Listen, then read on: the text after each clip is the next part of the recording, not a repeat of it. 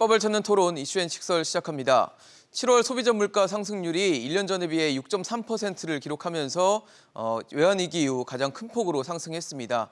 23년 8개월 만에 이렇게 높은 수치가 나오게 된 건데요. 이렇게 물가가 크게 치솟으면서 금리가 함께 오르고 있는 상황인데 상황이 이러다 보니까 지갑을 닫는 소비자들이 늘어나고 있습니다. 경제 활력이 떨어지면서 깊은 침체로 빠지는 건 아닌지 우려스러운 상황입니다. 우리 경제에 가장 큰 부담이 돼버린 물가, 과연 언제쯤 정점을 통과할지 지금부터 전망해보는 시간 가져보겠습니다.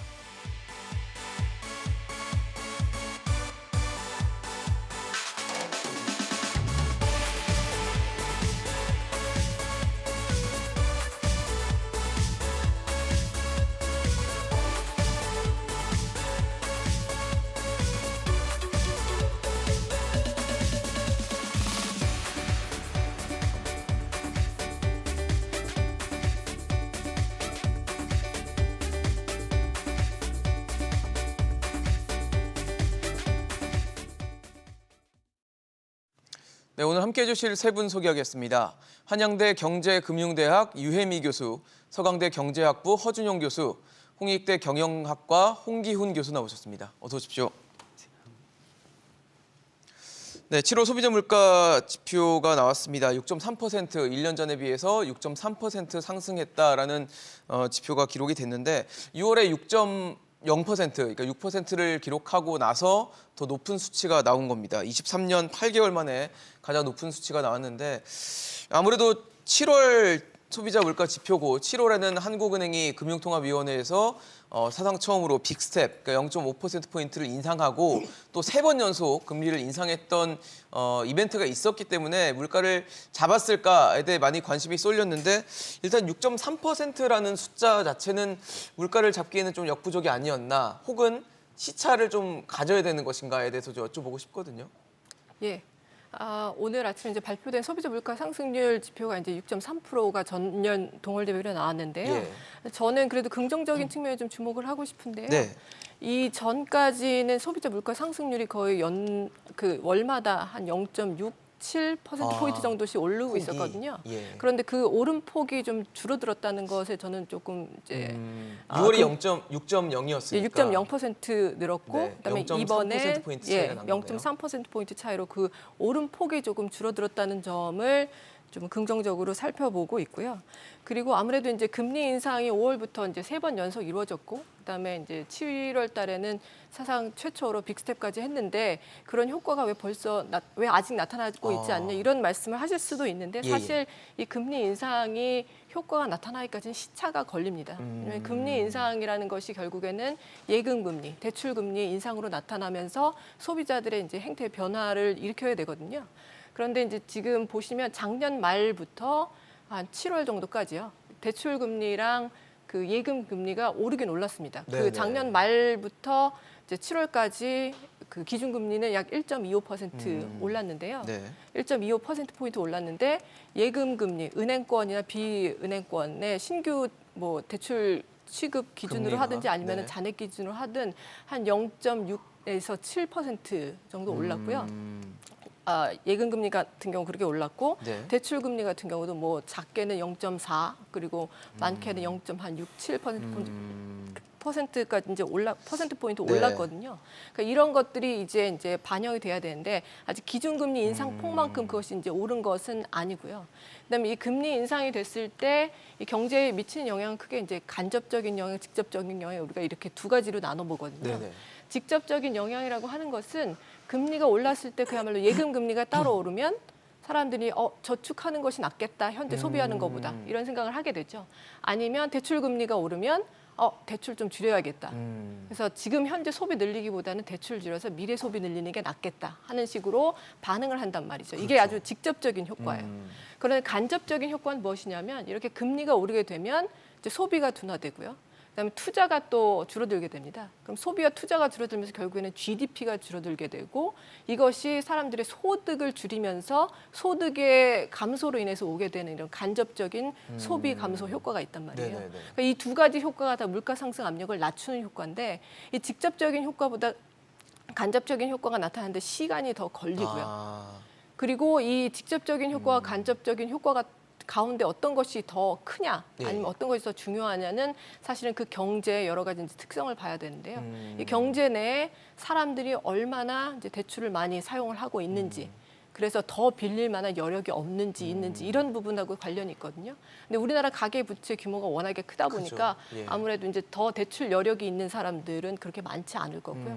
그래서 이런 경우에는 간접적인 효과가 상당히 크다는 그런 연구들이 있거든요. 아. 그래서 이 간접적인 효과가 충분히 경제에 나타나서 물가 상승 압력을 낮추기까지는 네. 시간이 좀 걸릴 것이다. 그리고 빅스텝을 한 지는 아직 한 달도 채 되지가 그렇죠. 않았잖아요. 7월 13일이었으니까. 그러니까 이 효과까지 나타나기에는 시간이 좀 더 걸리고요. 아. 가장 이제 직접적으로 영향을 받을 수 있는 것은 사실 기대 인플레이션이죠. 심리라고 볼 수 있는 예, 심리이기 것들이겠죠. 때문에 네. 이것은 즉각적으로 반응을 할 수 있고요. 그래서 지금 바로 지난달에 발표됐던 기대 인플레이션 사실 4.7%로 예, 사상 최대치를 높아요. 찍었는데 네. 이제 이것이 조금 이제 사그라드는 것이 조만간 나타날 것이다라는 저는 생각이 들고요. 사그라들기까지는 안 하더라도 이렇게 계속해서 빠르게 증가하는 그런 추세는 조금 이제 멈출 오름폭을 것이다. 둔화시키는. 예, 그런 효과가 좀 나타나면서 이제 점진적으로 이렇게 금리 인상의 효과가 경제에 나타날 것이다라고 저는 보고 있습니다. 직간접적으로 예. 영향을 줄 것이다. 다만 빅스텝이라는 걸 단행했어도 시간은 좀 필요할 것이다라고 해석을 해주셨어요. 호 교수님은 어떻게 보십니까? 이번 그 소비자 물가 상승률. 저도 사실 유혜미 교수님과 비슷하게 좀 긍정적인 신호로 보고 있고요. 지금 방금 전에 유혜미 교수님 말씀해 주셨지만 어쨌든 간에 금리 인상이라는 것이 본격적으로 효과가 나타나는 데는 보통 저희가 아무리 빨라도 한 3분기에서 4분기 정도의 시간이 걸린다고 합니다. 그러니까 한국과 같은 경우는 작년 8월부터 이제 금리를 현재적으로 올리기 시작하긴 네. 했었는데요. 본격적으로 금리 인상이라고 저희가 생각하는 시기가 아까 말씀하신 한 5월 정도부터이고요. 네네. 그렇다면 결국은 그것들이 말씀하신 채널들을 통해서 효과를 나타내는 데 대한 좀 시간이 걸린다라는 게 첫 번째이고요. 그리고 이제 우리가 소비 측면에서 보면 그 재화별의 차이점을 좀 봐야 되는 부분이 저는 있다고 생각합니다. 그게 뭐냐면 저희가 보통 이제 내구재, 준내구재, 비내구재, 서비스재 이렇게 이제 4가지 정도로 소비재를 구분하고는 하는데요. 네네. 연구 결과들을 보면 금리 인상 같은 것이 영향을 미치는 것이 사실은 내구재나 준내구재 같은 경우는 굉장히 크게 영향을 미친다고 합니다. 금리가 올라갈 때 그것들이 예. 좀 감소되는 효과가 크고요. 상대적으로 서비스나 아니면 이제 비내구재 같은 경우는 그 효과가 굉장히 좀 작다고 합니다. 최근에 한국의 그 소비자 물가 상승률 혹은 소비 증가 같은 것들을 보면 네. 대부분 서비스 쪽에서 많이 오르고 있었거든요. 그래서 아무래도 금리 인상의 효과가 서비스에까지 가려면 그 서비스도 사실 금리가 올라가면 어느 순간 꺾일 수밖에 없겠죠. 그렇겠죠. 네. 없겠지만 상대적으로 가장 늦게 영향을 받는 컴포넌트라고 이제 요소라고 부분이라고 제가 봐야 생각할 수 있다면 금리 인상의 효과가 본격적으로 저희가 이제 목도화할 수 있는 것들은 아무래도 시간이 좀 걸리지 않을까라는 측면이 저는 분명히 있다고 생각합니다. 역시 좀 시간이 필요하다는 의견을 주셨는데 홍 교수님은 어떠세요? 시간이 좀 필요하다. 그리고 지금 어쨌든 소비자 물가가 금통위에서 빅스텝을 단행한 달에도 별로 효과가 나타나지 않은 거 아닌가에 대한 질문 드리고 있거든요. 사실 이 질문에 대해서 답이 갈릴 확률은 거의 낮다고 생각을 공통적인 하고요. 네, 의견이시군요. 그럴 수밖에 없고 네. 당연히 시차가 존재를 하고 네. 심지어 인플레이션의 모멘텀이 존재를 하거든요. 그러니까는 가던 길을 계속 가고 싶어하는 이제 그 움직임도 당연히 있는 데다가 금리를 올린 지 얼마 안 됐기 때문에 그게 경제 사이클을 돌아서 이 물가까지 영향을 미치긴 시간이 걸리는 것도 맞는데요. 사실 연준도 그렇고 한은도 그렇고 계속해서 물가를 잡겠다는 의지를 보이고 있는 거였잖아요. 거의 그래도 한 7, 8개월 정도는 네네. 지금 계속해서 얘기는 하고 있는데 실제로 이 일을 단행한 거, 네. 금리를 확 올린 거는 몇 달 안 됐고요. 그렇죠. 심지어 벌써 무슨 얘기가 나오냐면 우리가 그렇게 빨리 올리진 않을 거야라는 식의 시장에 속도 이렇게 조절에 순화시키는 대한, 네. 뉘앙스의 언급들이 나온다는 게 뭐냐면요. 불안한 거거든요. 무슨 소리냐면 한국은행하고 연준의 의지가 사실은 인플레이션이 잡히느냐 안 잡히느냐를 가르는 관건이 될 거라고 생각을 하는데 기대 인플레이션을 보면 네. 아직 시장에서는 그거를 그렇게 믿고 있지는 않은 것 같습니다. 아직도 높게 형성되고 있기 때문일 것 같은데 그럼 홍 교수님께 그것 좀 여쭤보고 싶어요. 지금 말씀하신 대로 세 분은 공통적으로 금리 인상의 효과가 나타날 때까지 일정 시간이 필요하다라고 말씀을 주셨는데 언제쯤 우리가 물가의 정점을 지날 거라고 보십니까? 보통 방금도 말씀해 주셨듯이 3분기에서 4분기 정도가 걸린다고 그래요? 하거든요. 이제 실증적으로 그렇게 얘기를 하는데 네네. 그렇게 되면은 사실 올해 말입니다. 올해 말. 그래서 올해 말 한 10월, 11월 정도가 되면 이제 인플레이션에 대한 직접적인 금리 인상의 영향이 나타날 확률이 매우 높다고 생각을 하는데요. 뭐 실질적으로 뭐 총리께서도 그렇게 말씀을 하셨고 이제 그렇죠. 네, 그리고 여러 매체에서도 이제 9월에서 10월 정도에 그 가장 고점을 찍었다가 이제 꺾이지 않을까 예상을 한다라고 하는 이유가 거기 있는데요. 이거에 되게 중요한 가정이 뭐냐면요. 지금의 인플레이션을 잡겠다는 기조가 계속 꾸준히 일관성 있게 지속되어야 한다는 겁니다. 그러니까 어떻게 보면 지금 상황에서 큰 변화, 인플레이션에 대한 어떤 기조나 그다음에 추가적인 변수가 없다는 가정하에 지금 말씀을 드릴 수밖에 없는 상황인 것 같아요. 근데 말씀 주신 것처럼 일단 추경호 부총리 같은 경우도 9월 말 10월 초 정도면 정점을 찍지 않겠냐라고 얘기를 해줬고, 근데 통계청 같은 경우는 상반기대로의 물가 상승률이 이어지면 뭐 10월 정도에는 7%대도 우리가 보게 될 수도 있다, 이런 얘기를 하니까 이걸 우리가 물가 정점을 과연 그럼 7에서 내려오는 건지 아니면 앞으로도 계속 어느 정도는 상승세가 줄어들더라도 상승을 목도할 수밖에 없는 건지 여쭤보고 싶거든요. 제가 생각하기에는 우리나라 이제 물가 정점은 아마도 4분기 정도에 나타날 것으로 4분기요? 생각이 되는데요. 그 이유는 이제 추경호 부총리께서 이제 어저께 발표를 하셨죠. 네네. 물가 정점이 한 뭐 10월 중에 올 것이다라고 말씀을 하셨는데, 제가 생각하기에 그 근거라고 볼 수 있는 게 한 두 가지 정도 있을 것 네. 같은데요. 첫 번째는 이제 근원 생산자 물가 지수라는 게 있습니다. 네. 그러니까 생산자들이 주로 이제 거래하게 되는 그런 이제 품목들에 대해서 물가 지수를 한국은행에서 편제를 하고 있는데요. 이것 중에서 변동성이 아주 큰 식료품이라든지 에너지나? 에너지 관련된 네. 부분을 제외하고 근원 생산자 물가 지수라는 것이 있는데, 이것도 추세적인 걸 볼 수 있는 예, 지수겠네요. 이것이 한 6개월 정도 경기를 선행한다고 알려져 있거든요. 그런데 이게 이제 지난 3월에 8.1%로 정점을 찍고 그 이후로 조금씩 하락하고 있는 추세를 보이고 있어요. 그러니까 한 6개월 정도 후라고 하면 9월, 9월, 10월 10월 이 정도라고 되겠네요. 볼 수가 있겠죠. 그래서 아마도 이런 걸 염두에 두지 않으셨나 하는 생각이 들고요. 다른 한 가지는 이제 미국하고 비교를 해봤을 때 미국이 현재 이제 물가 정점을 지나고 있다 아니다 이런 얘기가 그렇죠. 나오고 있는데, 우리가 이제 방역 완화 시점이 아무래도 미국보다 한 분기 정도 늦기 때문에 그걸 또 고려하면 우리도 한 분기 정도 후 3분기 말에서 4분기 뭐 이 정도쯤에 물가 정점이 나타나지 않을까. 그래서 이런 것들을 바탕으로 해서 물가 정점을 한 10월 정도로 생각을 하신 것 같은데요. 네. 예, 그런 말씀을 구체적으로는 안 하셔서 네네. 저의 해석을 해주신 예, 건데. 네. 해석과 추측이긴 합니다만, 그래서 저도 이제 비슷하게 동의하신 생각을 거예요? 하고 있는데, 네. 이것은 이제 그야말로 추가 돌발 변수가 나타나지 없다는. 않는다는 전제 하이기 때문인데요. 이제 최근에 그 현대경제연구원에서 보고서를 하나 발표를 하셨더라고요. 네네. 근데 여기에서 그 폭염이 일수가 길어질수록 또 물가가 올라갈 수 있는 요인이 있다 이런 얘기를 하셨어요. 폭염이 길어질수록. 예, 왜냐하면 폭염이 길어질수록 또 농산물 흉작이 될 가능성이 높고, 그렇죠. 또 축산물도 폐사할 위험도 커지고, 그런데 이제 우리가 이번에는 추석이 좀 일찍 있어서 9월달에 있잖아요. 9월 중순에 있죠. 이런 네. 농산물, 축산물들이 9월달에 이제 추석을 전후해서 굉장히 수요가 높을 텐데, 그렇네요. 공급이 만약에 줄어들게 되면 물가가 가격이 또 오르는. 상승하게 되는 그런 요인이 될 수도 있고요. 그다음에 폭염이 길어지면 아무래도 7월, 8월에 이제 여행이나 휴가 이런 것과 관련된 소비 지출이 훨씬 더 많이 늘어날 수가 있거든요. 그러니까 이런 부분들이 좀 추가적인 변수로 작용을 해서 물가 정점이 조금 더 늦어지거나, 아니면 우리가 이제 물가가 굉장히 빠르게 상승하는 그런 시기를 조금 더 오래 볼 수도 있지 않을까 하는 그런 생각이 있습니다. 폭염 또 이제 기온이 변수가 될 수도 있다까지도 해석을 해주셨어요.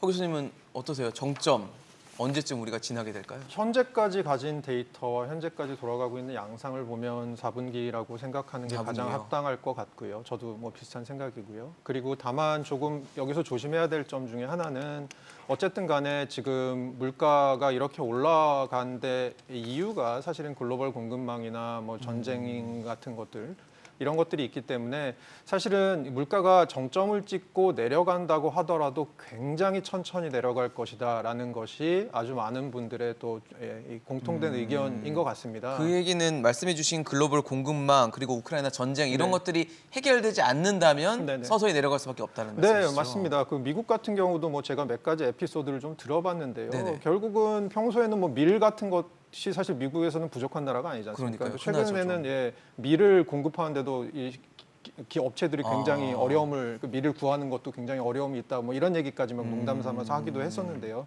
사실은 이것이 실타래가 그렇게 금방 풀릴 수 있는 성질의 것은 아닐 것 아니라서. 같습니다. 그래서 제 생각에는 물가가 정점을 지나간다고 하더라도 아까 그 우리 홍 교수님도 말씀해 주셨지만 네네. 어쨌든 간에 정책적으로 우리가 할 수 있는 것은 다 한다라는 기조 그리고 그 클리어한 그 사인이 시그널이 계속해서 유지되는 것이 굉장히 중요하고 그럼에도 불구하고 물가가 내려가는 것은 아주 서서히 내려갈 것이다라는 얘기를 드려야 될 것 같습니다. 그러니까 정점을 지난다고 해도 갑자기 뭐 우리가 예전에 느끼던 그런 물가 상황으로 갑자기 돌아갈 수는 없을 것이다라고 전망을 해주셨는데 네네.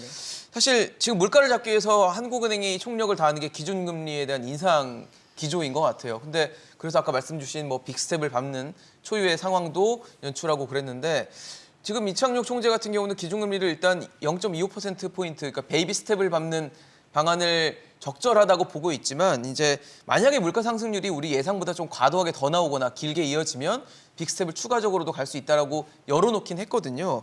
그래서 아무래도 8월에 이제 금통위가 또 있으니까 과연 8월에는 어떻게 좀 전망하시는지 또다시 4번 연속 인상 혹은 뭐 빅스텝을 2번 연속하는 그런 방안에 대해서도 여쭤보고 싶거든요. 일단 인상은 하지 않을까라는 생각은 하고요. 거기에 대해서는 굉장히 많은 분들이 이제 그렇게 생각을 하실 인상은 거고. 기정사실이다. 그렇죠. 그거는 이제 맞지 않을까라는 예상을 해보는데요. 여기서 이제 정도의 문제이고 그렇겠죠. 사실 딜레마입니다. 이게 되게 어려운 문제가 될 수밖에 없는 게 일단 금리 역전이 걸려 있어요. 네네. 그래서 금리 역전이 심화될 것이냐 아니냐인데 금리 역전은 어느 정도 예상된 수준이었고 별로 놀랍지는 않으나 일단 이거를 유지를 하는 데는 부담이 있을 수 있습니다. 왜냐하면 돈이 밖으로 빠져나갈 수 있거든요. 근데 지금 우리가 역환율 전쟁이라고 해서 그렇지 않아도 이 환율을 잡기 위한 각국의 노력들이 계속되고 있는 중인데요. 네네. 그 와중에 우리가 금리를 낮게 유지를 하는 거에 대한 부담이 있을 수 있거든요. 문제는 경험이 있습니다. 우리가 금리 역전에 대한 경험이 있고 2019년, 2020년이었죠. 네. 생각보다 그 임팩트가 크지 않았어요. 그리고 2000년 중반쯤이었나에 일어났던 그 금리 역전 역전에도. 현상에서는 오히려 자본이 들어왔었습니다, 우리나라에. 아, 그래요? 그러다가 보니까 금리 역전에 대한 두려움이 예전만큼은 아닌 것 같거든요. 그러니까 우리가 금리에서 뒤처지면 그쵸. 외국인들 자본이 빠져나간다, 외화가 밖으로 나갈 수밖에 없다라고 하는 고정관념들이 있는데 그게 사실상 아닐 수도 있다는 얘기시네요. 뭐 고정관념이 아니고 그래야 하거든요. 네네. 원칙적으로는. 이론적으로는 왜냐하면 그렇거든요. 미국으로 금리가 더 높으면 글로 돈이 빠지겠죠, 당연히. 근데 문제는 생각보다 그렇지 않았다라는 게 우리의 역사적으로. 경험이다 보니까 최근 경험이다 보니까 이제 거기에 대한 두려움이 많이 사라진 상황에다가 또 여론이 안 좋아요. 지금 국내 여론이 매우 안 좋다 보니까 성장을 해야 되는 상황인데 계속해서 경기 침체가 일어나고 있는데 금리를 또 많이 올리게 되면은 오히려 이게 뒤에 가서 더 큰 영향을 미칠 수 있다 충격을 보니 줘야 되는 것인가? 네, 그러다가 보니까 아마 25P가 가장 적정한 수준이라고 생각하시는 게 8월에서는요? 아닐까라고 생각을 하고 있습니다. 유 교수님 어떠세요? 같은 의견이신가요? 저는 이제 한국은행에서 25bp는 반드시 올릴 거라고 생각을 하고요. 빅스텝의 가능성도 이제 열어두셨기 때문에. 그러니까요. 근데 현재로서 이제 한국은행이 전망하는 성장이라든지 물가의 경로가 크게 변화되지 않는 선에서 유지가 된다면 25bp를 올릴 것이고요. 그런데 물가 상승 압력이 생각보다 아직도 잠재우기에는 조금 높다라고 생각을 하면 50bp를 올릴 수 있다고 생각을 하는데요. 이것은 그야말로 데이터에 기반한 정책이 될 것이고요. 네네. 그래서 그 이후 이제 다음번 금통위 이전에 나오는 지표들을 살펴보고 결정을 할 텐데 제가 생각하기에 이제 빅스텝을 만약에 단행을 할 경우에 어떤 점이 그런 문제가 될 수 있는지 네네. 생각을 해보면 역시나 가계부채 가계부채죠. 문제라고 생각을 하는데요. 가계부채 그냥 규모가 큰 것 자체도 이제 문제가 될 수가 있지만 사실 그 질이 더 문제거든요. 근데 사실 우리가 뭐 연체율이라든지 아니면 부실화 징후가 나타나는지 보면 그런 것이 뚜렷하게 지금은 나타나지는 없어요. 않고요. 네. 그리고 사실 이 대출 규제가 굉장히 2017년부터 계속해서 강화가 되던 강화돼서. 추세였기 때문에 오히려 그 대출을 받은 사람들의 신용도는 조금 평균적으로 올라갔거나 하는 오히려 더 양호하게 된 그런 지표들도 있거든요.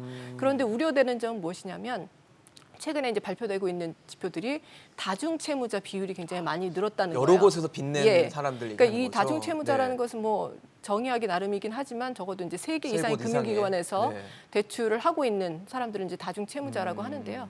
이런 경우에 이 모든 세 금융기관에서 전부 금리를 올릴 경우에는 돌려막기 하기도 쉽지 않고요. 그렇네요. 그러니까 이런 사람들이 제일 먼저 부실화될 위험이 있는데 이게 이제 최근에 코로나 위기를 겪으면서 굉장히 많이 드러났고 특히 청년층에 많이 집중이 네네. 됐고요. 근데 이것뿐만이 아니라 개인 사업자를 봤을 때도 다중채무자 비율이 굉장히 많이 늘어났다고 하거든요.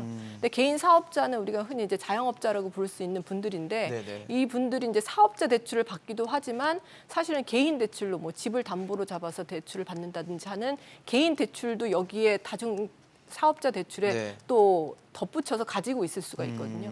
그러니까 이런 것들이 사실 어느 순간 금리가 이제 높아져서 그 임계치를 넘게 되면은 갑자기 부실화가 빠르게 진행이 될 수가 있기 때문에 예. 이런 부분들을 금융 안정을 물가 안정뿐만이 아니라 금융 안정을 목표로 하고 있는 한국은행 입장에서는 무시하고 갈 수는 없는 거죠. 그래서 현재는 제가 보기엔 경기 침체 위험도 분명히 고려를 해야 되지만 그것보다도 금융 안정 측면에서 가계 부채 문제를 고려했을 때 물가 안정을 위해서 물가 상승 압력을 낮추면서도 크게 가계 부채 문제를 위험하게 하지 않는 수준에서 한국은행이 금리 인상을 결정하리라고 봅니다. 그러면 25bp에 좀 더 무게를 예. 실 수도 있다는 말씀으로 예, 해석이 되거든요. 예, 그렇습니다. 두 분 다 25bp 유력하다 말씀을 주시는데 어떻게 보세요? 뭐 사실 저는 뭐 8월 금통위는 사실 뭐 그냥 안 해도 되는 건가라는 생각이 들 만큼 사실은 그 그냥 정도예요? 25bp로 이미 시장하고는 컨센서스는 컨센서스는 다 다 있는. 이루어진 것 같고요. 오히려 사실 앞서 세 분이 다 말씀해주신 7월 금통위에서의 빅스텝의 효과가 8월에도 안 나타날 수도 있잖아요. 그러니까 그 효과를 못 보고 나서 금통위를 하게 될 것 같다는 생각이 좀 들거든요. 네네 맞습니다. 그래서 사실은 50을 2번 연속한다는 것에 대한 부담감은 저는 분명히 있을 것 같고요. 보통은 기존에 이제 한국은행 물론 이제 어떤 총재가 오시느냐에 따라서 한국은행의 금리 결정하는 뭐 스타일이 좀 달라질 수는 있습니다만 기존의 한국은행 스타일을 보면 어쨌든 간에 한번 큰 정책을 크게 한번 하면 약간 시차가 있다는 것을 감안하고 그 이후에 조금 상황을 보면서 무리를 하지 않는 이런 스타일로 가지 않을까라고 저는 생각하고 있습니다. 지금 사실 뭐 말씀 주신 것처럼 금리를 과도하게 크게 올렸을 때 그러니까 우리가 예상하지 못했던 수준으로 올리거나 혹은 그동안 하지 않았던 수준으로 올리게 됐을 때 오는 부작용들에 대해서도 뭐 아까 말씀 주신 그 부분을 고려하지 않을 수가 없어요. 그러다 보니까 가장 많이 거론되는 게 최근에는 경기 침체에 대한 걱정인 것 같습니다. 이렇게까지 금리를 올리면 경기는 어떻게 되는 것인가, 성장은 어떻게 되는 것인가에 대한 걱정인데 일단 우리나라 같은 경우도 일단 2분기 성장률은 괜찮았어요. 기대보다 괜찮았는데 소비가 어느 정도 살려놨거든요. 근데 이제 하반기 들어서는 소비도 좀 부진할 것 같고 그리고 전체적으로 글로벌 경기 침체가 되면 수출도 부진할 것 같고 이렇게 되면 우리는 또 부진한 상황에 빠지지 않을까라는 우려가 있는데 어떻게 좀 전망하세요? 지난 50년간 우리는 항상 위기였다고 얘기를 했거든요. 그러니까 위기가 아닌 적이 없었다라고 그렇죠. 하죠. 예, 참 항상 위기라고 생각을 하는데 사실 지금은 정말 위기가 아닐까라는 생각을 합니다. 그 이게 정도예요. 초질관 정책적으로 물가를 잡겠다는 이 일관성이 굉장히 중요한 시기거든요. 문제는 성장을 꽤나 오랫동안 못한 경험이 있는 데다가 불황에 대한 그 두려움이 시장에 팽배해 있는 상황에서 예상대로 금리가 계속해서 빠르게 올라가면 네네. 실제로 시장은 심리적 효과에 의해서도 수렁으로 빠질 수가 있습니다. 그러니까 지표들이나 아니면 실질적인 경제 효과도 있겠지만 심리적인 효과에 의해서 수렁으로 빠질 수도 있는 부분이 있거든요. 그러다가 보니까는 더 위험한 상황이 아닐까라고 생각을 하는데 그러다 보니까 연준도 마찬가지고 한은도 마찬가지고 그래서 우리가 금리를 이렇게 빨리 올리지는 않을 거야라고 이제 시장에다가 완화하는 이 제스처를 취하는 그렇죠. 그렇기는 한데 문제는 그러면 또 물가 상승에 대한 두려움이 돌아올 수 있는 겁니다. 그러니까요. 이게 어느 쪽으로 가도 문제가 있는 상황 걱정이 없는 건 없어요. 이죠. 네. 그러다가 보니까는 결국에는 우리가 성장이 둔화될 거라는 거는 기정사실화가 돼 있는 것 같지만 결국에 저는 정책적으로 초질관 금리를 인상하는 정책을 펼칠 수 없을 것이라는 예상을 하거든요. 그러다가 보면은 마이너스 성장률을 찍는 이 엄청난 이 이벤트는 발생을 하지 않도록 아마도 톤 조치를 조절할 하지 것이다. 않을까라는 생각을 합니다. 근데 이게 어떤 이야기로 넘어가냐면 그럼 물가가 안 잡힐 수도 있다라는 그러니까요. 문제로 넘어갈 수는 있습니다. 금리 속도 조절을 했을 때 물가를 잡지 못하고 경기는 경기대로 또 성장하지 못하는 그래서 결국 두 마리 토끼를 다 놓쳐버리면 어떻게 하나는 걱정도 됐는데 그럴 가능성도 있다고 봐야 될까요? 그게 스태그플레이션이거든요. 그렇겠죠. 결국에는. 저성장, 네, 고물가. 충분히 가능한 이야기라고 저는 생각을 합니다. 지금은 스태그플레이션인가요? 아직은 아니라고 우리는 생각을 하고 있는데요. 사실 이 수치라는 것들도 그렇고 스태그플레이션이라는 것도 그렇고 지나서야 아는 문제, 지나서 알 확률이 매우 후행적으로 높거든요. 판단하게 되는. 그러다가 보니까 지금 우리가 아니라고 생각을 하고는 있으나 이후에 그때 이미 모든 전조가 보였어라고 생각을 할 수도 있습니다. 유 교수님 어떠세요? 지금 굉장히 좀 어떻게 보면 되게 거대한 얘기일 수도 있는데 소비가 부진하고 결국 수출도 부진해서 침체로 가고 아까 말씀하신 대로 금리를 그러면 속도 조절하면서 물가를 못 잡는 그런 상황이 되면 어떻게 되는 건가요, 우리? 근데 저는 이제 한국은행에서 아무래도 물가를 먼저 잡는 것에 총력을 기울이겠다는 메시지를 계속해서 일관되게 보내고 맞아요. 있기 때문에 경기 침체 를 징후? 감수하더라도 그게 이제 결국에는 지금 현재 물가를 잡지 않고 그냥 놔뒀을 때 오는 비용이 사실은 물가를 잡으면서 경기 침체가 다소 오더라도 이렇게 해서 들이게 되는 비용보다는 그 비용이 훨씬 더 크다고 얘기를 하거든요. 그러니까 물가를 못 잡는 비용이 더 클 것이다. 물가를 못 잡는 비용이 훨씬 더 크다고 미 연준에서도 그렇게 얘기하고 우리나라도 그런 한은에서도 그런 식으로 스탠스를 가지고 있거든요. 그래서 물가를 잡는데 현재는 총력을 기울여야 되고 또 그리고 그러고 있다고 생각을 하고요. 네. 근데 이 경기 침체와 관련해서는 우리가 좀 너무 지나친 공포심에 사로잡혀 있지는 않은가 하는 저는 생각이 드는 게요. 네. 지금 2분기 성장률이 전기 대비 0.7%가 나왔거든요. 네. 1분기에는 전기 대비 0.6%가 나왔고 그렇죠.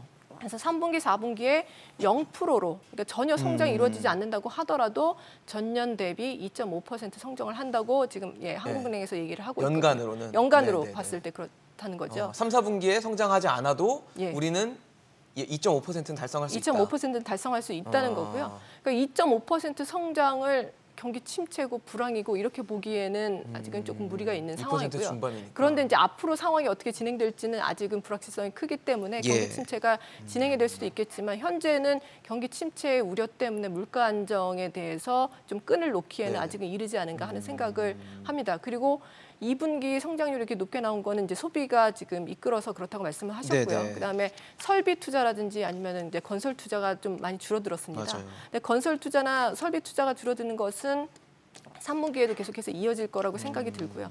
근데 소비는 제가 생각하기에는 그렇게 많이 둔화가 될 것 같지는 않아요. 왜냐하면 7월, 8월, 9월 이렇게 3분기인데 7월, 8월에 지금 여행이나 휴가철. 소비 네. 지출이 굉장히 많이 늘어나고 있고 9월 달에 이제 추석 추석도 전후에서 있고. 그래서 이런 요인들을 생각을 해보면 3분기에도 소비가 조금 둔화가 될 수는 있지만 그렇게 크게 마이너스 성장을 일으킬 만큼 둔화가 될 거라고 보지는 않고요. 그리고 이제 수출과 관련해서도 사실은 이제 수출이 계속해서 조금 잘 안 이루어지고 네. 있는 그런 영향은 있기 때문에 예.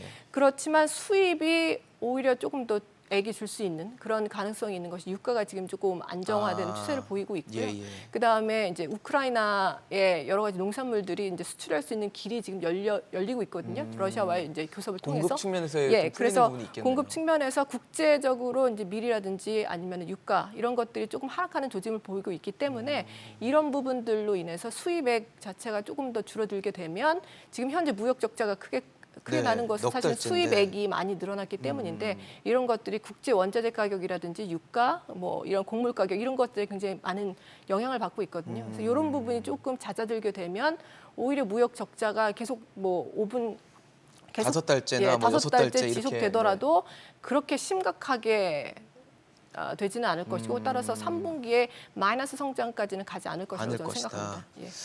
허 교수님은 어떠십니까? 먼저 그 한 두 가지 정도 말씀을 드리고 네. 싶은데요. 첫 번째로는 제가 이제 실무자를 맡고 있는 우리나라 그 경제학자들을 대상으로 한 그 설문조사를 이제 주기적으로 1년에 한 6번 정도, 8번 정도 여섯 번이요? 하는 것이 있습니다. 이번 설문은 한 40분 정도가 대답을 해주셨는데요. 네. 그 설문 중에 아주 흥미로운 결과 중에 하나가 지금 경기 상황에 대한 판단에 대한 질문이었습니다. 그래서 경기 침체로 보고 있느냐 아니면 아직 침체의 징후가 보이지 않느냐 이렇게 크게 보면 두 개의 선지가 가장 유력한 대답이었는데요. 네네. 전체적으로 보면 침체의 초입에 있다라는 응답이 조금 더 많았습니다.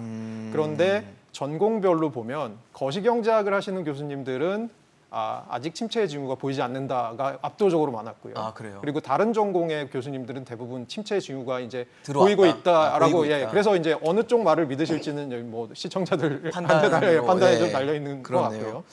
두 번째로는 유혜미 교수님이 잘 정리해 주셨는데 사실은 지금 한국 수출 나머지 부분에서는 저는 굉장히 동의합니다. 소비 그렇게 크게 꺾이지 않을 거다라는 거 동의하고요. 네. 그리고 투자 측면에서는 사실 투자는 뭐 딴 것보다 그 기업가들의 그 미래에 대한 전망 이런 것들이 굉장히 중요하기 때문에 지금 너무 불확실성이 큰 맞아요. 사실 시장에서 제일 싫어하는 것이 불확실성이죠. 불확실성이기 때문에 네. 사실 그 불확실성 때문에 투자가 안 되는 것은 지속될 것이라고 생각합니다. 정부의 정책 기조, 그럼 재정 정책 쪽에서는 어떨 거냐? 그러면 현 정부의 정책 기조는 어쨌든 간에 적게 걷고 적게 쓰겠다라는 게 정부의 정책 기조이니까 아무래도 정부 지출 쪽에서도 그렇게 큰 플러스는 없을 것 네네. 같습니다. 그럼 결국 이제 수출인데요. 수출에서 이제 유혜미 교수님이 잘 정리를 해주셨는데 제가 한 가지 첨언을 드리고 싶은 게 이제 중국 경기인데요. 네. 우리나라의 수출의 한 25% 차지하고 있는 게 중국에 대한 대중 수출이죠. 수출인데요. 예. 지금 중국 경기가 굉장히 안 좋습니다. 뭐 네. 이유를 보면 크게 두 가지인데 3월에 했던 봉쇄령이 이제 여파가 아직까지 있는 게 하나. 또 하나가 이제 주택 경기가 굉장히 얼어붙었던 게 하나입니다. 지금도 주택 경기는 굉장히 얼어붙어 네네. 있습니다. 근데 중국이 사실은 주택 부분이 GDP에서 차지하는 게 20%가 상회하고요. 중산층이 가지고 있는 자산의 한 70%가 부동산 자산이라고 합니다. 사실 그럼 주택 부분이 굉장히 큰 영향을 나라인 주는, 거죠. 예, 네. 예. 그래서 그게 이제 안 좋은 거니까 중국이 굉장히 지금 안 좋은데 올 10월에 공산당 대회가 있습니다. 네네. 근데 그때 아마 지금 너무 중국 경기가 안 좋아서 네. 올해 성장률은 네, 중국이 원래 한 5.5% 정도를 정부의 성장률 예측치로 하고 목표치로 하고 있는데요. 네네. 올해는 3%대일 거라고 생각을 하고요. 내년에 이제 올해 10월에 그래서 대규모 경기 부양책이 나올 것이라는 얘기도 있고요. 사실 전 세계에서 유일하게 어떤 경제 규모에 비해서 그 경제의 큰 규모를 국가 주도로 움직일 수 있는 나라가 어떻게 보면 중국이기 때문에 예, 정부와 이 주도권을 가지고 하는 그 아무래도 중국의 경기 부양책들이 있을 것이라고 생각됩니다. 그런 면에서는 올 말이나 내년으로 넘어가면서 약간 이 숨통이 튀는 부분이 수출 부분에도 있을 수 있을 것 같습니다. 좀 기대도 있고 우려도 같이 좀 뒤섞여 있는데 뭐 아까 유 교수님 말씀처럼 뭐 지나친 공포심을 가질 정도는 또 아니다라고 좀 볼 수 있을 것 같아요. 사실 이렇게 지금 뭐 성장에 대한 걱정도 있고 그다음에 금리가 미국과의 금리 격차가 벌어질 것이다 이런 얘기 나오니까 환율에 대한 얘기도 계속 할 수밖에 없는 것 같은데 환율은 좀 어떻게 전망하십니까? 이게 금리가 역전된 게 가장 이제 큰 눈에 띄는 부분이고 그렇겠죠. 아마도 예. 제일 언론에서도 많이 이야기하는 부분이라고 생각을 하는데요. 예, 예. 뭐 제 개인적인 생각으로는 그리고 사실 어느 정도 컨센서스는 금리 역전이 지금 당장 막 큰 문제를 일으킬 것 같지는 않다라는 게 이제 일단은 저는 그렇게 생각은 하는데 예. 물론 금리 역전이 계속해서 지속이 된다면 뭐 한 1년 넘는 기간 동안 지속이 된다면 모를까 사실 거기에 대한 걱정이 크게 있을 거라고 생각은 하지 않습니다. 그리고 우리나라 상황하고 당연히 미국 상황은 다른 게 미국은 인플레이션에 조금 더 민감하게 반응을 하거든요. 아무래도 우리는 어느 정도 그래도 민생에 대한 고민도 많이 하는 것 같아요. 느낌이. 그러다가 보니까는 아마도 우리가 당장 환율을 미국의 달러를 이 대상으로 해서 막 급하게 떨어뜨린다거나 하는 일은 벌어지지 않을 거라고 생각을 하고요. 그러면은 유리한 거는 수출이 잘 되죠. 그렇겠죠. 네, 수출이 잘 되죠. 근데 이제 문제는 수입을 할 때 가격이 더 비싸진다는 문제가 생기는 거거든요. 이제 결국에는 이 에너지 가격의 문제라고 저는 생각을 하는데요. 에너지 가격이 떨어져줘서 우리가 달러 기준으로 이 전체적인 수입량이 줄면서 무역 수지가 개선이 되기 시작을 하면 지금의 환율을 유지를 하는데 큰 부담을 느끼지 않을 수도 있고요. 그렇지 않고 뭔가 시장에서 엄청나게 위기가 터져서 우리가 뭐 외환보유고를 갑자기 써야 된다거나 하는 문제가 터지게 된다면 그때는 사실 어떻게 될지 아무도 모른다고 생각을 합니다. 그러면 지금 유지되고 있는 1,300원을 좀 상회하고 있는 그 환율이 조금 더 올라갈 수도 있다고 봐야 될까요? 뭐 가능성은 있다고 생각을 합니다. 열어는 놔야 될까요? 유 교수님은 어떠세요? 환율 사실 지금 뭐 미국만 사실 공고하게 서 있다고 할 정도로 나머지 이제 화폐들이 좀 가치가 좀 많이 떨어져 있잖아요. 이런 기조는 계속 유지가 좀 될까요? 아무래도 미국이 다른 나라에 비해서 금리 인상을 계속해서 꾸준하게 하고 있고 앞으로도 네네. 계속 하겠다는 얘기를 하고 있기 때문에 미국 달러의 강세는 상당 기간 지속이 될 거라고 생각이 됩니다. 그런데 이제 우리나라 입장에서 네, 환율은 조금 더 오를 수는 있을 거예요. 왜냐하면 우리나라가 미 연준에 맞춰서 금리를 계속 인상하고 있긴 하지만 아무래도 금리 역전은 이미 이제 시작되고 됐고, 있고 네. 그다음에 격차가 앞으로도 이제 또, 격차가 조금 네. 더 벌어질 것으로 예상이 되기 때문에 환율은 다소 오를 것이라고 생각이 되는데요. 환율이 오르면 사실은 이제 수출에는 긍정적인 영향이 있어야 된다고 경제학에서는 그렇죠. 얘기를 일반적으로 하죠. 그렇죠. 이것은 이제 수출 품의 가격 경쟁력이 높아지기 때문이라고 생각을 할 수가 있는데요. 그런데 지금 그것이 그렇게 잘 작동하고 있지 않은 이유가 두 가지가 있습니다. 하나는 이제 달러 대비해서는 지금 원화 가치가 굉장히 많이 떨어져 있는데요. 상대적으로 유로라든지 뭐 엔화나, 엔화라든지 네. 이런 것과 비교를 해보면 그렇게 그러니까 썩- 원화 가치가 네. 많이 떨어진 것은 아니고 오히려 더 조금 떨어진 데가 예, 많으니까. 그렇기 때문에 사실 그런 유로 지역이라든지 아니면 뭐 일본이라든지 이런 지역으로의 수출은 오히려 조금 더 역효과가 날 수도 있죠. 아. 오히려 가격 경쟁력이 떨어지는 떨어지는. 그런 효과도 있을 수 있고요. 예. 그 다음에 이제 이 결국에는 이제 환율보다도 더 중요한 것은 그 수출처의 경기거든요. 근데 세계 경기가 이제 안 좋다 보니까 네네. 뭐 미국이든 환율을 가지고 가격 경쟁력을 좀 확보를 하더라도 그 나라의 경기 자체가 안 좋으면 우리나라의 수출품에 대한 수요가 줄어들 수밖에 없기 때문에 수출에 조금 이제 안 좋은 신호인 것은 맞는데요. 그렇지만 아무튼 환율은 당분간은 요 기조가 이어질 거라고 저는 생각을 하고요. 네네. 그렇지만 이제 환율에서 오는 수입품 물가 상승 압력은 그래도 이제 국제적인 원자재 가격이라든지 유가, 곡물 가격 이런 것들이 조금 하락하면서 조금 줄어들지 않을까 그렇게 생각을 하고 있습니다. 지금 사실 저희가 화면에 세계 경제 전망도 보여드렸었는데 전체적으로 어쨌든 하향 조정이 되고 있어요. 다 연초에 전망했던 것과는 많이 좀 차이가 나는 숫자로 많이 낮아지고 있는데 미국 같은 경우도 일단은 2분기 연속 지금 역성장을 했고 7월에 나왔던 제조업 PMI도 6월보다 좀 낮게 집계가 되면서 미국에서도 지금 저희가 지금 논의하고 있는 침체 여부에 대한 논쟁들이 있거든요. 미국은 지금 아무래도 우리 교육 상대국이기도 하니까 그래서 미국은 지금 상황이 어떻게 전개되고 있다고 봐야 될까요? 미국은 어쨌든 간에 경기 침체는 조금 피할 수 없는 것이 아니냐라는 분위기로 가는 것 같고요. 지금 방금 전에 이제 IMF 전망치 말씀을 해주셨는데 네네. 가장 최근 전망치를 보면 올 초에 3.6이었던 세계 경제 전망치가 3.2로 이제 낮아졌죠. 그렇죠. 낮췄죠. 네네. 그런데 더 이제 재밌는 것은 네. 권역별 전망치의 하향 조정 폭입니다. 잘 보시면 미국은 4.0에서 2.3으로 굉장히 많이 떨어졌었고요. 네. 우리나라도 떨어졌지만 사실상 덜 떨어진 데가 어디냐라고 보면 신흥국들입니다. 신흥국들은 상대적으로 조정이 덜 됐습니다. 그러니까 그래요? 하향이 적습니다. 그리고 이제 중국은 올해는 좀 안 좋고 내년은 좋아질 거다라고 보고 있는 것 같은데요. 뭐 신흥국 쪽으로 지금 그러니까 아까 이제 환율 말씀도 좀 하셨지만 또 환율에 있어서 저희가 봐야 될 게 어쨌든 국제 자금 흐름의 큰 흐름도 조금 봐야 될 것 같다는 부분도 있고요. 네네. 그런데 어쨌든 간에 지금 IMF가 보고 있는 바로는 어쨌든 미국은 조금 경기 침체는 피할 수 없겠고 당분간은 신흥국들이 조금 덜 영향을 이제 받을 거고 그 이유가 IMF에서 얘기하는 건 그거더라고요. 결국 이제 신흥국들이 대부분 자원의 수출국들이고 지금은 이제 자원 쪽에서 병목이 오래 갈 것이다라고 예측을 하기 때문에 네네. 그리고 그 나라들이 대부분 식량의 수출국들이고 그렇기 때문에 이제 이 보틀넥 상대적으로. 현상이 오래 가면서 이 나라들이 상대적으로 수혜를 볼 수 있는. 수혜를 볼 수 있다라는 얘기들이 나오고 있는 것 같고요.